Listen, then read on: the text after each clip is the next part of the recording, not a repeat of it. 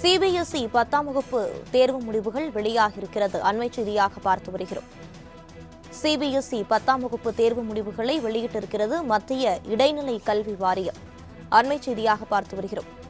12ஆம் வகுப்பு தேர்வு முடிவுகளை வெளியிட்டதை தொடர்ந்து தற்போது சிபிஎஸ்இ 10ஆம் வகுப்பு தேர்வு முடிவுகளும் வெளியாகியிருக்கிறது. அண்மை செய்தியாக பார்த்து வருகிறோம். இது தொடர்பாக கூடுதல் விவரங்களை வழங்குவதற்காக செய்தியாளர் மணிகண்டன் இணைப்பில் இருக்கிறார். வணக்கம் மணிகண்டன், விவரங்களை பதிவு பண்ணலாம். நாடு முழுவதும் மத்திய அரசின் கல்வி திட்டத்தின் கீழே படிக்கக்கூடிய மாணவர்கள் சிபிஎஸ்இயின் பாடத்திட்டத்தின் கீழே பயில்கின்றனர். அவர்களுக்கு 10 மற்றும் 12ஆம் வகுப்புகளுக்கான பொதுத் தேர்வுகள் நடத்தி முடிக்கப்பட்டிருக்கிறது. கடந்த மார்ச், ஏப்ரல் மாதங்கள்ல இந்த சிபிஎஸ்இக்கான 10ஆம் வகுப்பு மற்றும் 12ஆம் வகுப்பு பொதுத் தேர்வுகள் நடத்தி முடிக்கப்பட்டது.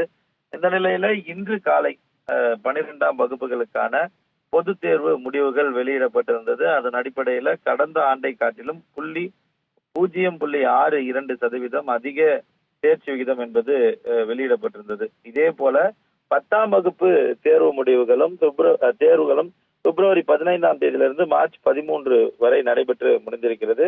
அதற்கான தேர்வு முடிவுகளும் தற்போது அதிகாரப்பூர்வமாக வெளியிடப்பட்டிருக்கிறது. டிஜிலாக்கர் மூலமாகவும் அதே போல results.cbse.govern.in என்ற இணையதளம் மூலமாகவும் தேர்வர்கள் அவர்களது அட்மிட் கார்டு நம்பர் மற்றும் டேட் ஆஃப் பர்த் உள்ளிட்ட தகவல்களை பூர்த்தி செய்து அந்த தேர்வு மதிப்பெண்களை தெரிந்து கொள்ள வசதியாக ஏற்பாடுகள் செய்யப்பட்டிருக்கிறது. கடந்த ஆண்டை பொறுத்தவரையில 10ஆம் வகுப்பு சிபிஎஸ்இ தேர்ச்சி விகிதம் 93.12 பதிவாகி இருந்தது.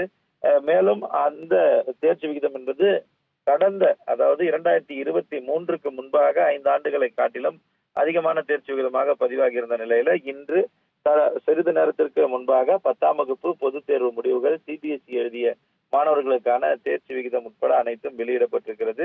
தேர்வர்கள் கொடுக்கப்பட்டிருக்கக்கூடிய இணையதளத்திலும் அதே போல யுமாங் செயலி மூலமாகவும் அல்லது டிஜிலாக்கர் மூலமாகவும் அவர்களது தேர்வு மதிப்பெண்களை பொது தேர்வு மதிப்பெண்களை தெரிந்து கொள்ளலாம் என தெரிவிக்கப்பட்டிருக்கிறது. விரிவான விவரங்களுக்கு நன்றி மணிகண்டன்.